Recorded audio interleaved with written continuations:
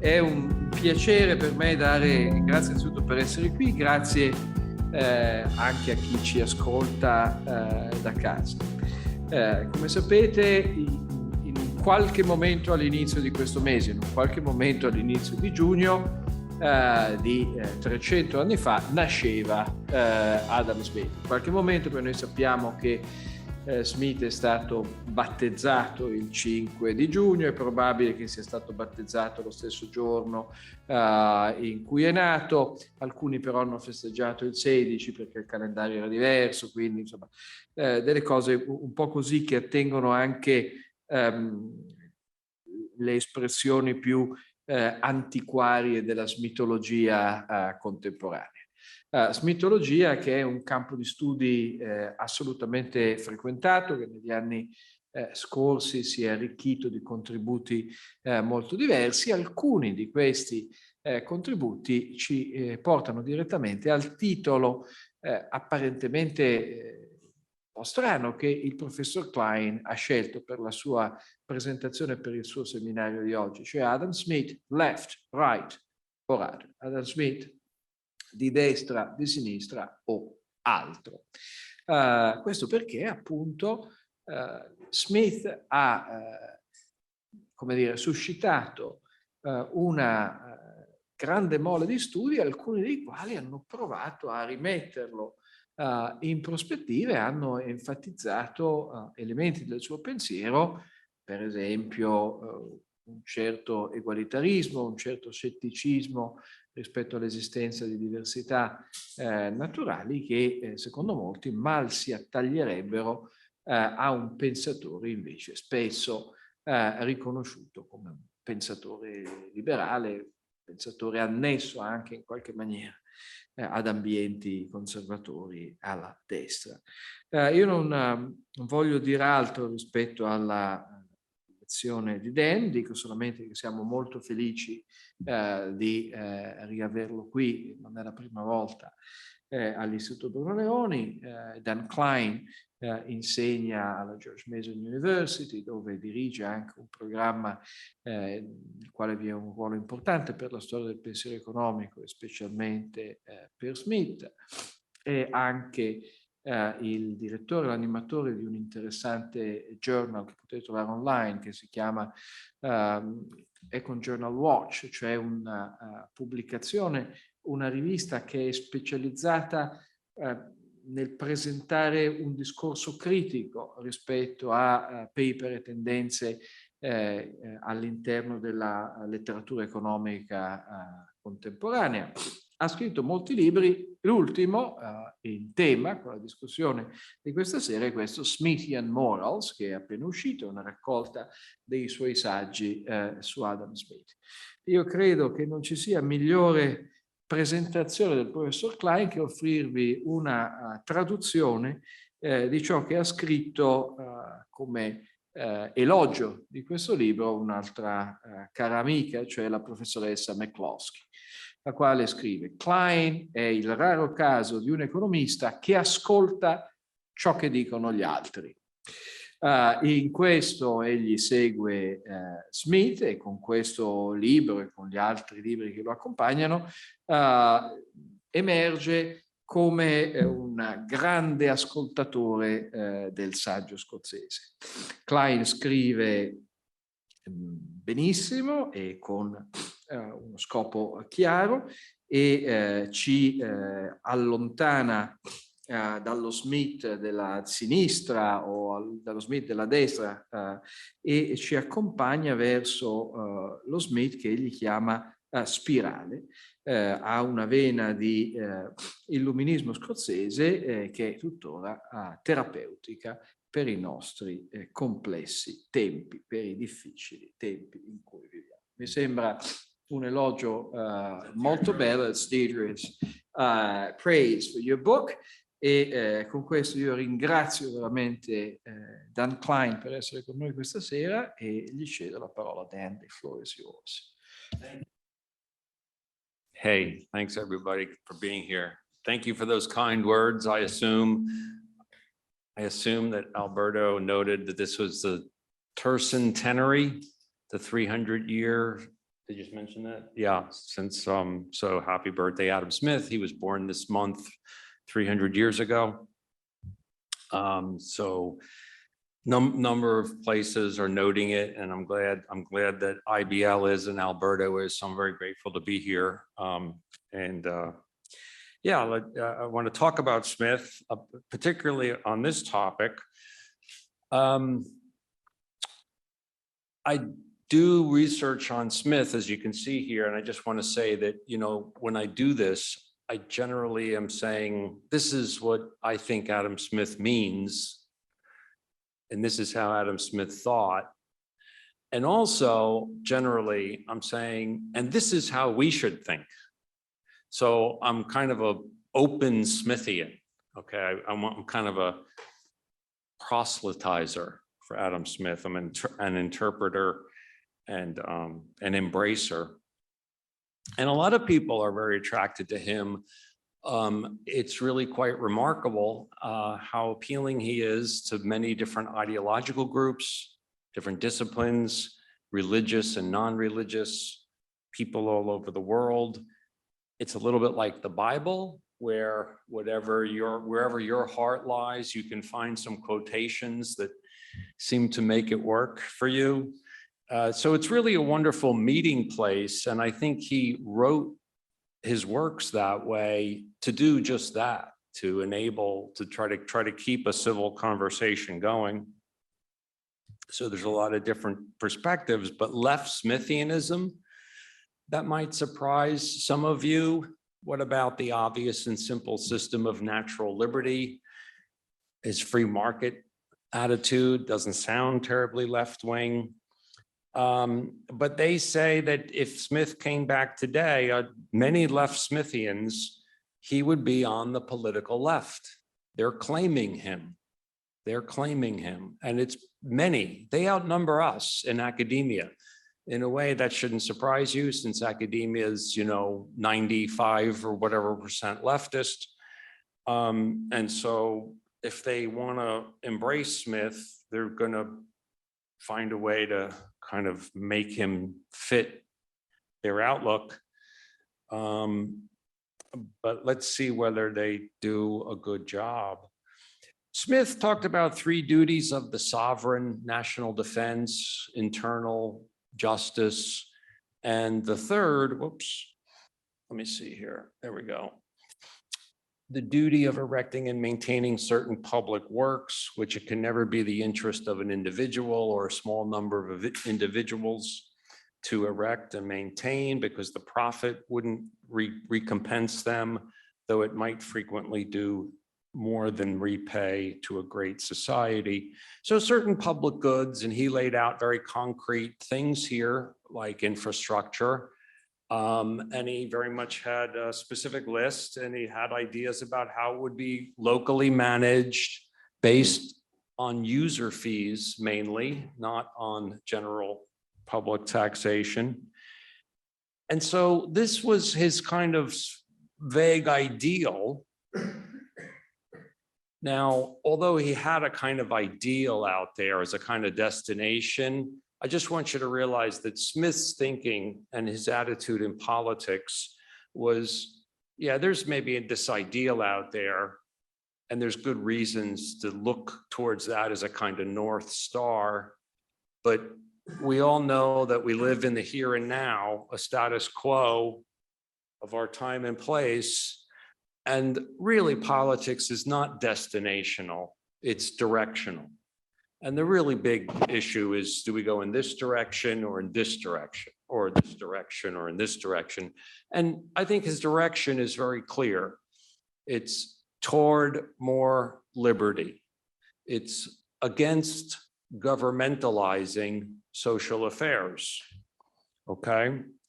So although he has this ideal that he sketches out, his attitude is more pragmatic in general. Still, if the left Smithians want to somehow assimilate Smith to them, they're going to have to stuff a lot here in this third duty of erecting and maintaining certain public works. Sam Fleischacker is the most prominent and most celebrated left Smithian, and he's been admirably open and direct about this. He says the third duty is broad enough to include practically all the tasks of the modern welfare state. So he feels that like Smith, fits the Democratic Party or whatever. I don't quite know how he squares that with Smith saying that his system is plain and intelligible to common understandings, but that's what Fleischacker does. He says that the goal of Smithian political economy is to help people. In particular, government should ensure that people are equally provided with the conditions for independence. That does not sound like Smith at all, but that's what Fleischacker sees in Smith. He says, had Smith foreseen a world in which government measures might be necessary to bring about full employment, it is not at all clear that he would have opposed such measures. Here, okay. And he asks, what might a left Smithian propose? And here are some of Fleischacker's ideas, which he's saying, oh, if Smith were here today, these are some of the things he might go for. Plant closing laws, which, restrict plants from closing because it would lay off workers and so on. Further antitrust legislation, in particular against monopsony in labor markets because of local employment. Workplace democracy, controls on the formation of firm governance. Okay, and I think this stuff is wild. The idea to ascribe this stuff to Smith is, I think, quite wild claims, but Fleischacker does it quite openly. Another left Smithian, Dennis Rasmussen, says that Smith's pragmatic character would have been open to almost any possibility, including redistribution, social welfare measures, living wage laws, and so on. He says that Smith advocated compulsory and state-supported education. Is that true? Another, Ian McLean, says it is a stretch to believe that Smith would have opposed minimum wage laws. Smith's maxims of taxation, he says, warrant both progressive taxation and redistribution. And that Smithian social democracy fits some, but not all of what we call social democratic. On the whole, he can be classed as an egalitarian and left-wing philosopher. So there's a bunch of people who've been very outspoken this way. And for the most part, academia is left-wing, and so they kind of play to a left-wing gallery, and so they don't really get challenged on this, but we can try to challenge them on YouTube and in print, but things just go ignored so often. It's a very important conversation to have. Smith is central to liberalism, and we learn from each other and learn of Smith's enduring relevance. And I try to keep it civil. They try to keep it civil. We scrutinize the text and we dwell in the great mind of Smith when we do so. So this is a good conversation to have. If Smith's at the center of Western liberalism, this is a good conversation to have. Is leftism consistent, compatible with the core of Western liberalism? There's a good way to test that idea or to address that question. As I say, politics is primarily directional. Gordon Brown, the Labor MP of some years back, said, would Adam Smith be more likely to feel at home with the left of center John Smith Institute or the right of center Adam Smith Institute? And he says the left of center John Smith Institute. So there's been a big move even among people like Amartya Sen and Barack Obama, who have kind of touched this topic and talked about Smith as really a left-wing guy. This is not new.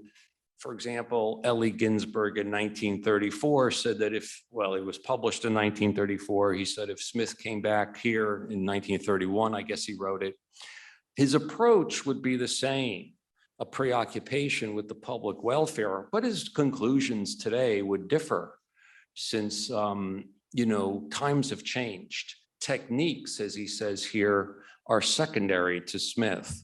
So this is what I call that was then, this is now. That was then, this is now. It's very common among the left when they want to look back on some great figure who was classical liberal and they want to embrace him and celebrate him. And then you say to them, well, that guy is like a free marketeer and a very government skeptical person. So doesn't that collide with your leftism? And they're like, no, well, that was then, and that was appropriate then. They were fighting aristocrats, right? And so that was called for. We needed democracy, and now that guy would be this, like me. So that was then, this is now, ism. It's a very, very prominent thing among left scholars, and you see this very much in this left Smithian debate. Now, let me just say a little bit about left. I like Steven Pinker's take on left. He says that the left is like the left pole. He speaks of the mythical place called the left pole. And if you think of like the top half of a hemisphere, okay, like a northern hemisphere, and you got the left pole here, going any direction away from there is going right. Just like at the North Pole, it's going south. Okay? It's like anything away from there is right. And if you think about it, that's really a lot how it works. You can be a traditionalist, a constitutionalist, a conservative, a business group, maybe a bigot, a nationalist. As long as you're not the left and the left says, you're not us, we don't like you, they call you right. Even though they're very different places from here, one is over here, one is over here, but they're not up there with the left. They're fascists, they're Nazis, it's the right? So that's Steven Pinker's idea of the left pole. And I'm saying Smith is not the left. He's classical liberal, you might say conservative liberal. And he's not what those people at the left pole are. They sometimes favor liberalization to some extent, but generally support interventions, redistribution, government programs. They often favor expansions and new ones. They almost never fight for liberalizations or reductions in government. So let's face it, their philosophy spells the greater governmentalization of social affairs. The left spells greater governmentalization of social affairs. And in my view, Smith is clearly at odds with that. He's clearly at odds with that. So he's not left. Does that mean he's right? Well, if right means non-left, the way Steven Pinker says, then I guess he's right. But right doesn't really mean anything in a way, it just means non-left. I agree with the left Smithians that he's not, a hardcore Murray Rothbard libertarian, thank goodness. Has anyone ever claimed that Smith was? Even Rothbard himself attacked Adam Smith. Was he any kind of libertarian?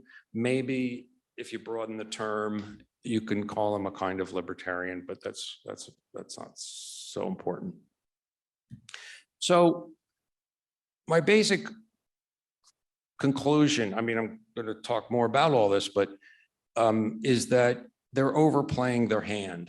They're vastly overplaying their hand, the left Smithians, when they're claiming Smith is on the left. There are many earlier intimations of left Smithian. This is an older John Gray, by the way, from the early 1800s. And so it's not all new, but it's become very fashionable in the last few decades with Fleischacker, Rothschild, and others being the most prominent. There's a really good piece that just came out along the lines of my talk by the great David Friedman. This came out just last month in Reason, and he says a number of the things, number of points that I'm going to make. And he's one of a number of people who, you know, have also challenged the left Smithians, as I am here today. So there's some general criticisms. There's 4 on this page. And I'm going to spend most time on the 4th one, but let me just give you the 4 broad headings. There are these non sequiturs of all those bullet points there, where they say Smith was like the following, and therefore was on the left. They say Smith sustained the good of the whole, the holiness of the whole, if you will, that ethics is about the good of the whole of humankind, including future generations. That is true. That is what ethics should be oriented toward, any proper ethics. Does that make them left-wing? Of course not. All of Western liberalism comes out of Christendom, and it's perfectly natural to Christianity for God to love all of his creatures. That's all human beings, including future generations. That is universal benevolence. That is what Smith talked about. All of these guys come out of this Christian arc. So to say that that makes him left-wing is just ridiculous. Smith was egalitarian in the sense that everyone counted equally and believed in equality for the law. Doesn't make him left-wing. Individuals are not atoms. Markets depend on moral preconditions. Smith didn't advocate greed. He was not a laissez-faire dogmatist. He knew that a shilling meant more to a poor person than it does to a rich person. And he was not destinational, like a utopian. None of that makes him left-wing. So that's all a non sequitur when they say so. They fail to give due weight to the core classical liberal spine or element in Smith. I'm going to come back to that. There's that was then, this is nowism that I've mentioned. And then, and this is what I want to turn a little time to, they overemphasize and misrepresent particular bits of text. Like I said at the beginning, Smith is a bit like the Bible, and you can find your little bits of text and you can twist. I'm going to show you some twisting to make it sound. By the way, this is Julian Simon, this guy with the horns. He wrote The Ultimate Resource. He was a wonderful guy. You must have known him. And, you know, he was so used to being demonized and misrepresented. He gave a talk at Cato where he just put on these horns and he said, go ahead, journalists out there, just call me the devil. Because I know you're going to do this to me anyway, twisting my words and making these non sequiturs where you throw things like these bullet points at me and say, therefore, something or other. Okay. So Emma Rothschild says that Smith is tolerant in his view of government interference, and he supported progressive taxes on carriages is one example of that. And this point about progressive taxes, as they call it, on carriages is often brought up. And you can see Smith's original text here. And he says that putting on the turnpike trusts in Britain, toll roads, having a higher toll for fancy carriages, he said was not a bad way to do it. He actually suggested they do it that way, so that the indolence and vanity of the rich is made to contribute in a very easy manner to the relief of the poor by rendering cheaper the transportation of heavy goods to all different parts of the country. It's a little bit like flying on the airplane. First class is what, 2 times, 3 times coach? It's a form of price discrimination, and it makes a lot of sense economically, and it makes sense socially, because the rich have a lower marginal utility of wealth. And if the airline can gain, you know, support that way, we can all manage to pay for our coach flights better. And it works out. It's not progressive taxation. It's a toll, really, and not a tax, I would say. Furthermore, Rothschild and others are sort of suggesting that Smith would endorse luxury taxes on the rich, but in fact, he did not do that. So they're kind of going, they're just like grasping at straws. And here's another quotation that they use, but more significantly and more pervasively. And we have seen it represented in the New Yorker and also by Robert Reich exactly as follows. The rich should contribute to the public expense, not only in proportion to their revenues, but something more than in that proportion. This is actually a misquotation on their part. You see there's a capital T at the beginning, but the sentence doesn't actually begin there. There's something in front of that. And you'd think maybe if they're being, just a little bit lax and innocent about it, you'd think that what comes before might be, of course, the rich, blah, blah, blah. No, it's actually weaker than that, what Smith says. Is it reasonable? I'm sorry, it is reasonable that the rich, it's weaker than that.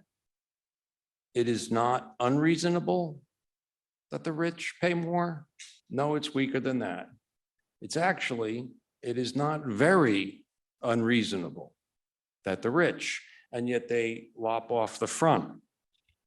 Now, what's even more noteworthy about what this quote is all about is the context and why Smith is saying it and the role it's playing.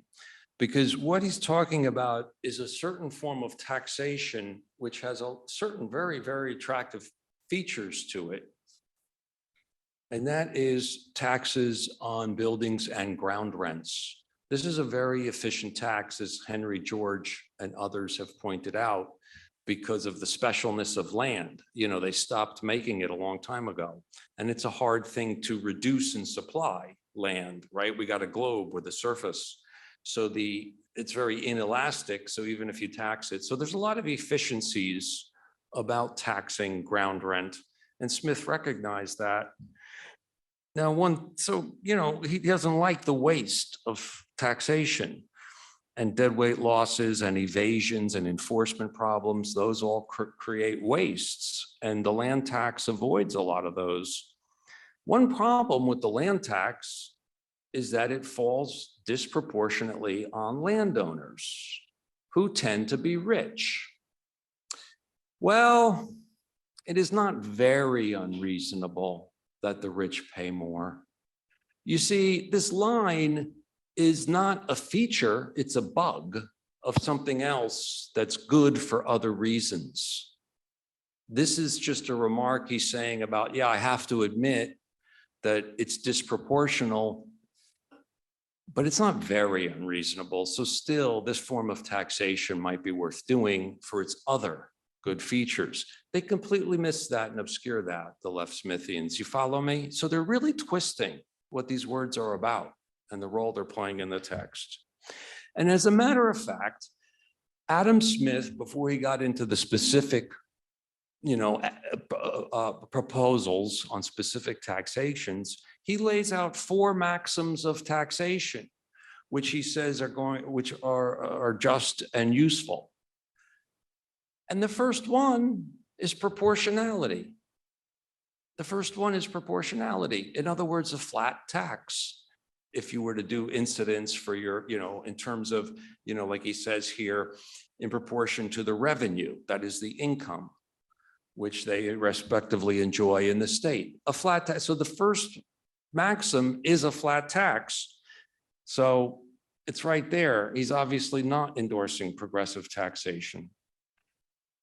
Amartya Sen, now turning to labor regulation, takes this quotation, when the regulation therefore is in favor of the workman, it is always just and equitable, but it is sometimes otherwise when in favor of the masters. And he says that Smith gives a formula of disarming simplicity. Well, Nobel laureate Sen gave you that white sentence, and he did give you the yellow sentence. when the legislature attempts to regulate the differences between masters and their workmen, its counselors are always the masters. So when the regulation is in favor of the workman, it is always just. You see, it's got a very different meaning when you see it in context. And Smith really doesn't give hardly any examples of interventions to protect workers or to favor workers. He gives this example about requiring masters to pay in money rather than in goods, which might just be a law that makes them pay as they promised. And, you know, he is concerned about the equity of things in society and people getting their just rights and due. But if you look at it as Chris Martin has, everything that Smith has to say to achieve that is free market, is liberalization. It's breaking down the guild restrictions and the monopolies. It's undoing the Settlement Act, which restricted people moving into new towns and parishes and things like that. So again, when you look at what Smith's really saying, it's not anything like what the left advocates in the realm of labor today at all. Poor relief. He defended such public services as free education and poverty relief. Poverty relief. Let's look at that one. Is that true? I don't know where Sen gets this from. He did not weigh in on the poor law in the Wealth of Nations. There was a poor law, that is to say there were local rates, local taxes to pay for alms, for, relief for the poor. And Smith actually did not give his opinion about that. And it's pretty curious. The left Smithians say because he didn't speak to it, see, he wasn't opposed to it. But you could say, see, he wasn't in favor of it. And a reason why I think that's quite reasonable is that it's a quite comprehensive book, The Wealth of Nations. And at the very beginning of the book, he explains how later in the book, in book 5, he's going to lay out the necessary expenses of the sovereign, the necessary expenses. And then at the end of book 4, he says, I'm now going to turn to book 5 and I'm going to say, he says the exact same thing. I'm going to tell you the necessary expenses of the sovereign. Well, poor relief isn't there. So somehow, so it's not on his list of necessary expenses. So if you think of necessary expenses in the spirit of enumerated powers, that power is not enumerated, redistribution. So I don't know where Sen gets this from. He also says that he defended such public services as free education. Now, this is more complicated, and reading Smith on the government's role in schooling is a debated issue. And I think many people overstate Smith's support for government and some government funding of it. These two scholars push back at that and say that really it's a much more equivocal treatment where Smith is considering a whole number of possibilities and he's not really coming down with any very definite position. And reflecting that, you might consider Smith's final words. These are the final words of Adam Smith on this topic of the government's role in schooling. The expense for schooling might perhaps with equal propriety and even with some advantage be defrayed altogether by those who receive the immediate benefit of such education and instruction, or by the voluntary contribution of those who think they have occasion for either the one or the other. So now I need to say something about this other big point about the spine of Smithian thought. Smith explains, coming out of jurisprudence, this gets to liberty, the whole concept of liberty. But it starts with the duty of not messing with your neighbor's stuff, which was a form of justice called commutative justice.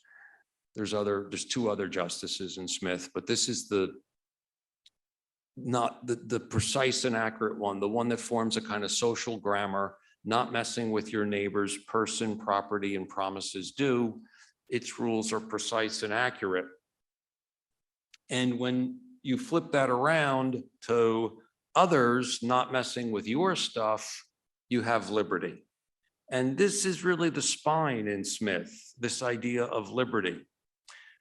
It's not the head or the hands or the heart of liberalism, it's the spine. And the left Smithians like take the spine out of Smith and turn Smith and liberalism into mush, because they miss this firm, precise, and accurate jurisprudential basis that Smith is built around and liberalism is built around. Liberals like Smith see that government does mess with our stuff. It's this very special player, the only player in society that institutionalizes things which, if your neighbor tried, would be criminal. And it's a special player, and it's a reality. It's an inevitability. We have to manage it. But it's there, and we know when it's messing with our stuff, because if we see that if our neighbor tried that, it would be criminal. But Fleischacker he says, are there any sharp criteria by which to distinguish real and positive hurt from the mere absence of good? The borders of this commutative justice are blurry and sharp, and there is no pre-legal, pre-social notion of harm. The thing is, Smith never says it's pre-legal or pre-social. He says very clearly that communities evolve their notions of stuff, whose it is, and what counts as messing with it. So therefore, they develop their own social grammars, just like they develop their own linguistic grammars. But there's still nouns and verbs in every grammar, right? So for Fleischacker not to see this, when Smith goes through the evolution of society and how these forms change, he's just like missing the spine in Smith.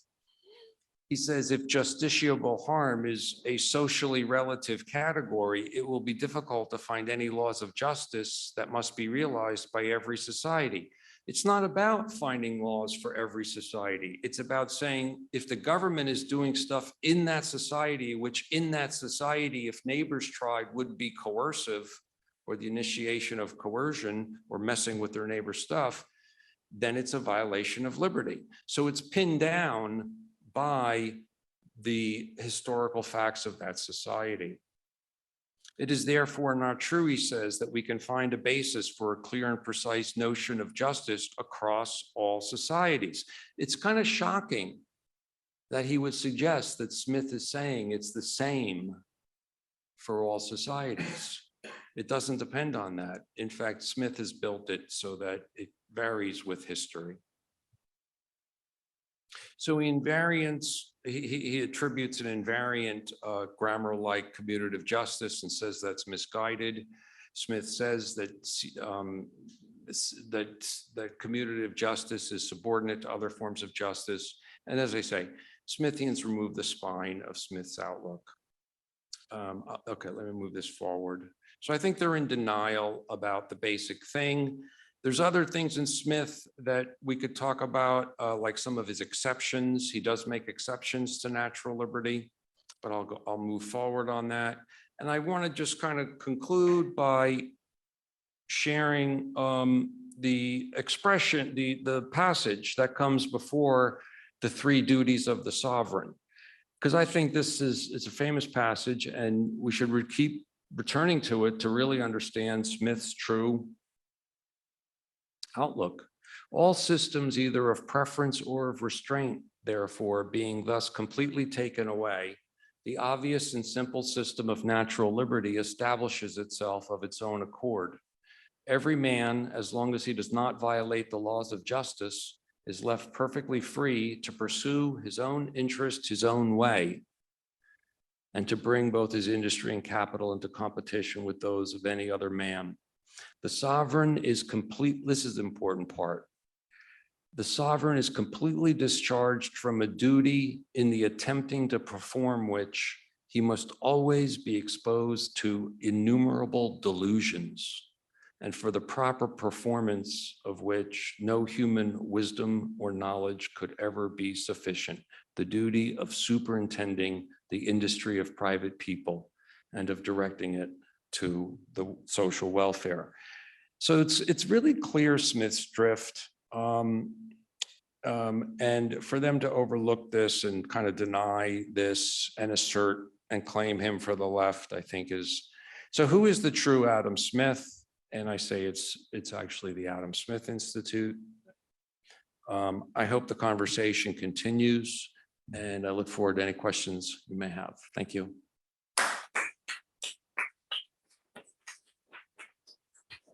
Thank you, Dan. Before opening the floor for questions and comments, and we may have some that come remotely, so to say. So I'll read you those.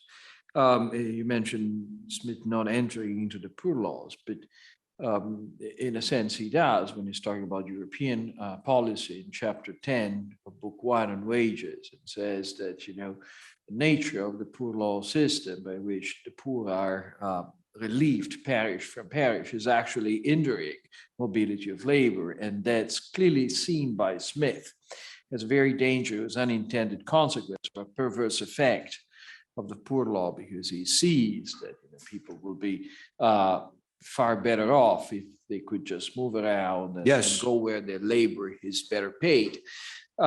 So in a sense, I suppose that one of the problem is that some of these readers of Smith, they cannot possibly make peace with the fact that Smith is a nuanced writer that sees that sometimes the coin has another side and tries to account for problems and issues. In a sense, the main delusion is that people are they have this picture of Smith as a simple, straightforward ideologue, and then they discover it's not, and then they claim is a left wing. I wanted your reaction on that. Yeah, about the Settlement Act, that is a consequence of the poor law. It's like an intervention dynamic. See, if the local parish has poor rates, and if they do a good job with it, it'll attract poor people to move into the parish to get the benefits, to get the poor relief. It's just like with immigration, like Milton Friedman said, if you have a welfare state, then you have a problem having open immigration because people come to get the welfare benefits.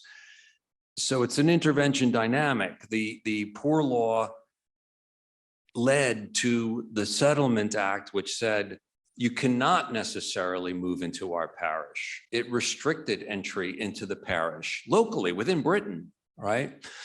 And Smith condemned that very strongly, as you point out. But see, he didn't say,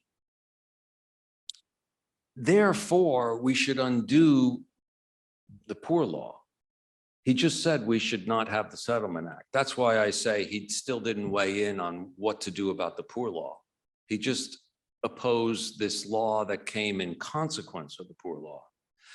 So, and I agree that it kind of speaks against the poor law, but since he didn't take that extra step and say, and therefore we should condemn the poor law, I don't want to claim that he did. Now, what you say about him, people just not appreciating that he's very nuanced. I think that's, of course, often very, very true. And some of the people that I would challenge in this talk are guilty of that. On the other hand, Sam Fleischacker is very nuanced about Smith when he doesn't get into this ideological trouble. I feel that Sam, and I've interacted with Sam Fleischacker some and done some, we have a friendly relationship. We both go to the International Adam Smith Society meetings and so on, and joke around. And I just think that he's a lefty, and he makes this mistake, and that's when he screws up. So he's not incapable of seeing subtlety in Smith, and I think on other things. I think he's actually, has done a lot of good work. but it's an ideological problem. It's not, I think, primarily. Question. Well, it didn't mean that. What I want to mean was that people are surprised by his nuances, and then they read too much into those, because you move very easily from the idea, which is wrong, of course, that Smith is a libertarian vignette, into the opposite. I mean, in a sense, we discussed it briefly before.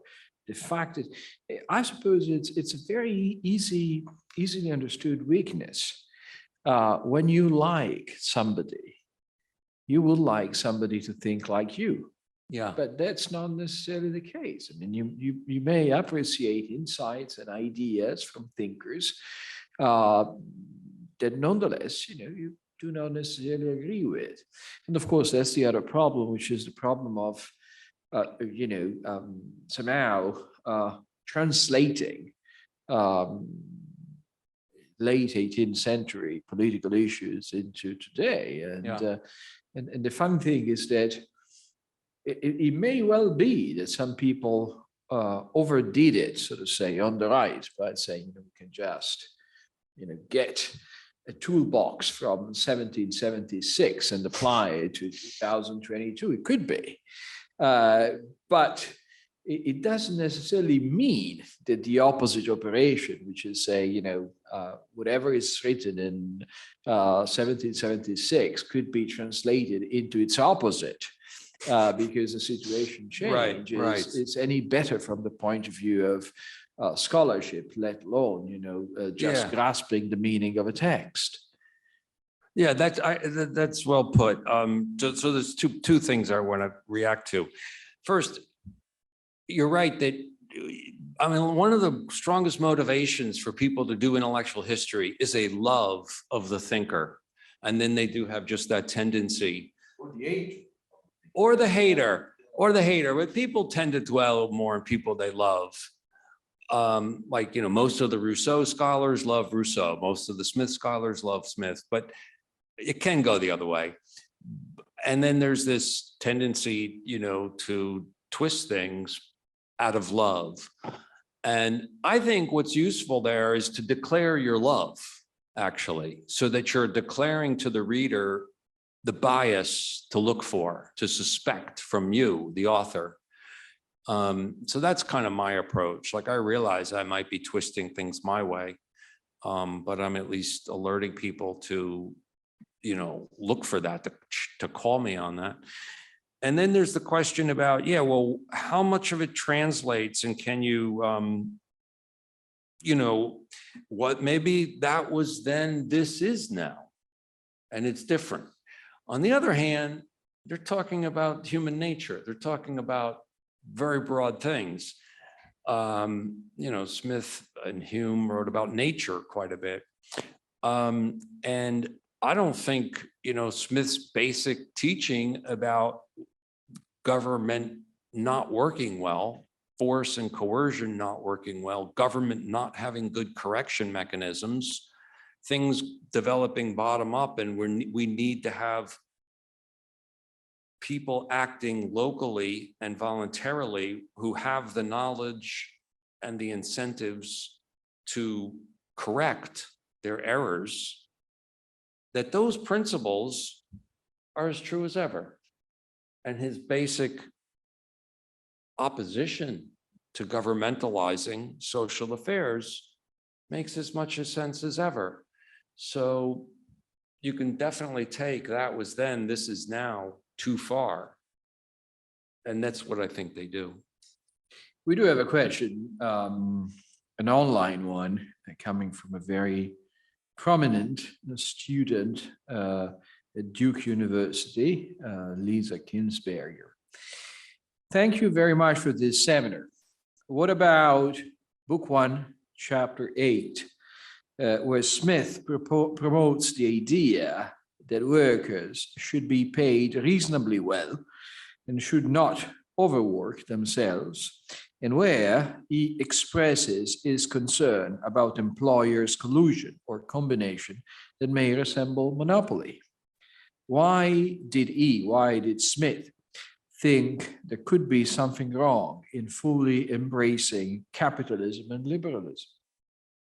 Well, the passage about employers combining in conspiracy against workers, what he says there, in fact, he says, they'll tend to do that and they might try it.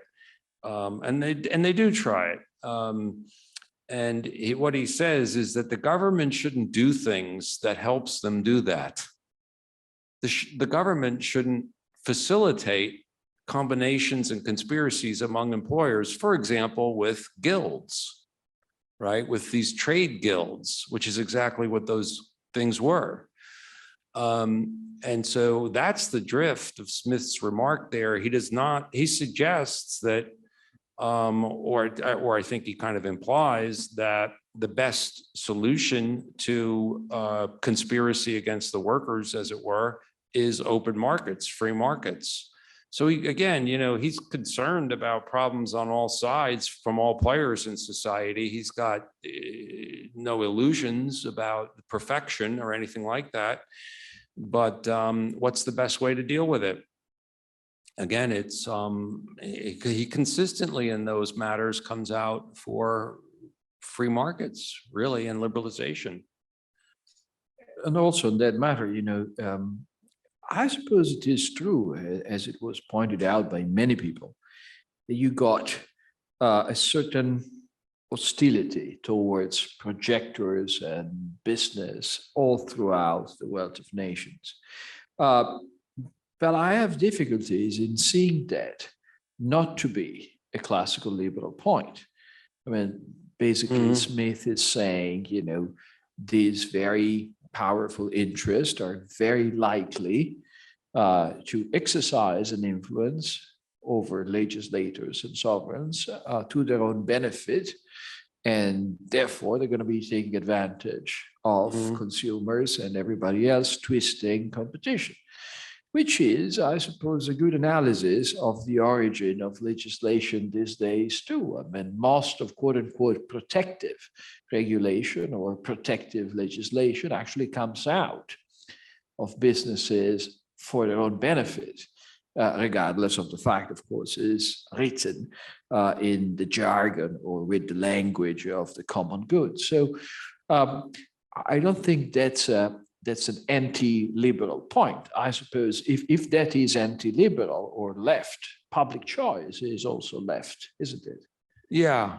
I think I follow you. Did you mention projectors there? Yes.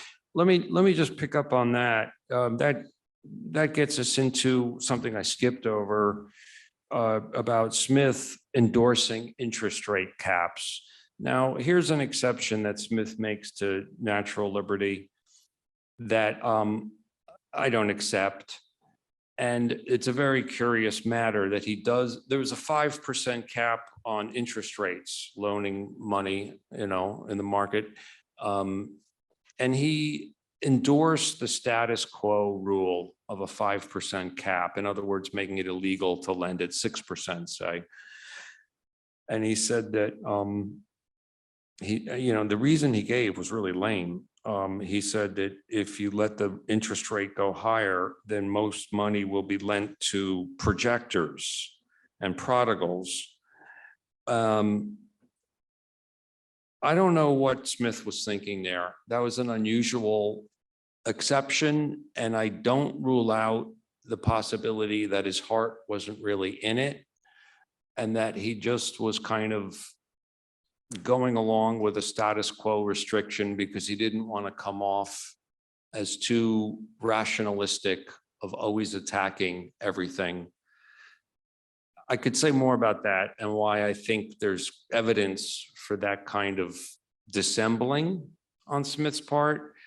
I suppose the main point is that when he gives his explanation and says that with the cap, lenders can discriminate sober from unsober borrowers, that kind of gives away his whole argument, because if they can discriminate without the cap, with the cap, why couldn't they do it with the cap?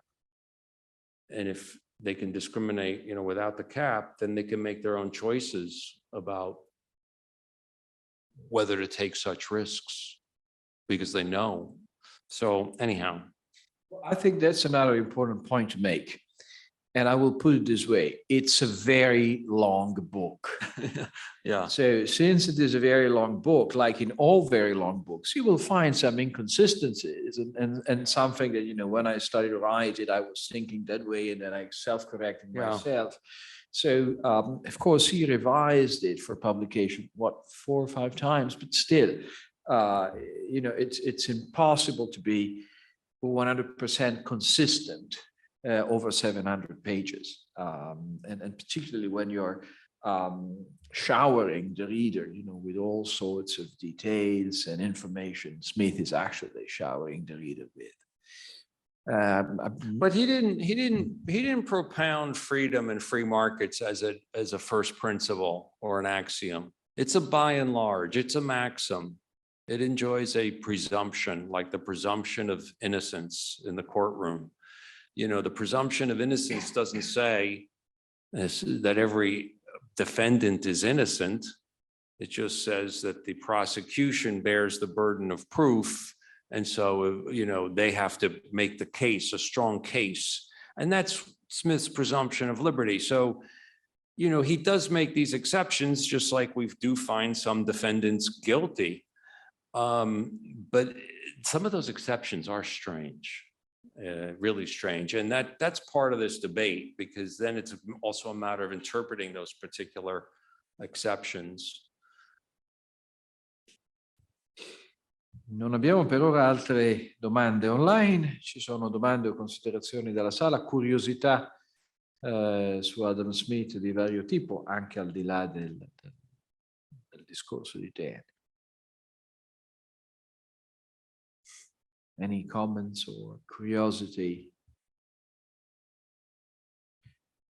So let me ask you another. So in recent years, it's been very common to find Smith scholars and also, you know, people that knew of Smith, though not being scholars, who said, you know, well, Wealth of Nations, so and so, but the theory of moral sentiments, that's really the book.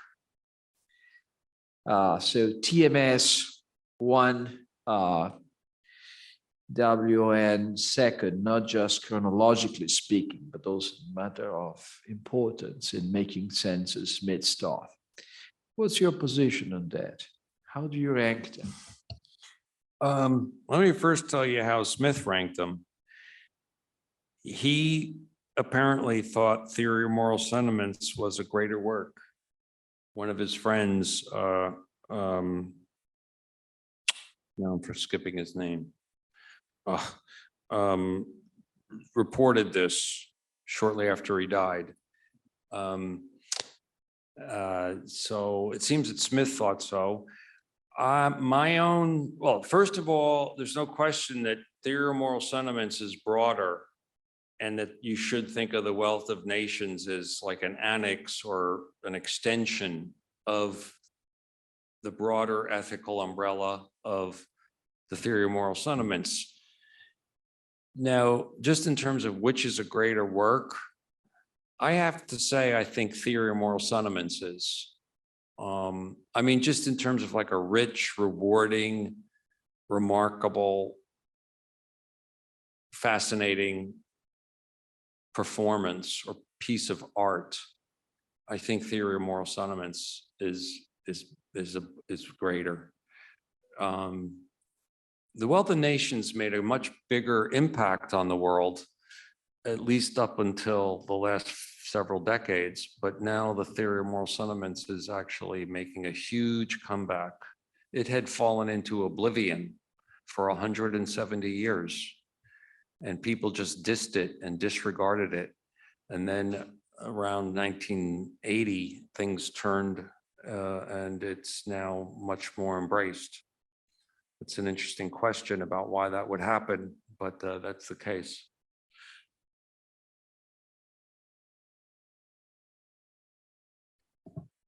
Comments, questions, curiosities? Any reactions? Have you read any of the Left Smithians? Have you encountered them?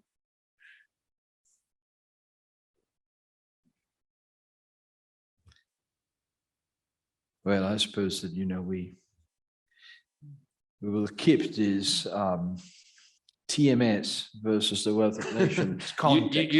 What do you say, Alberto? Tell us your honest opinion. Well, I think that, as you said, there's no comparison when it comes to the influence.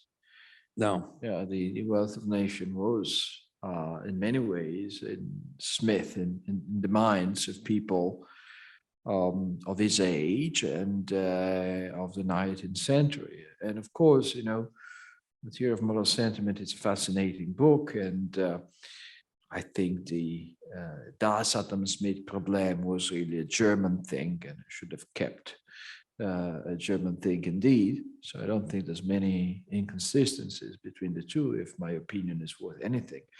But in many ways, I think that when it comes to a book that really had an impact, The Wealth of Nations is one of the very few books that add in history.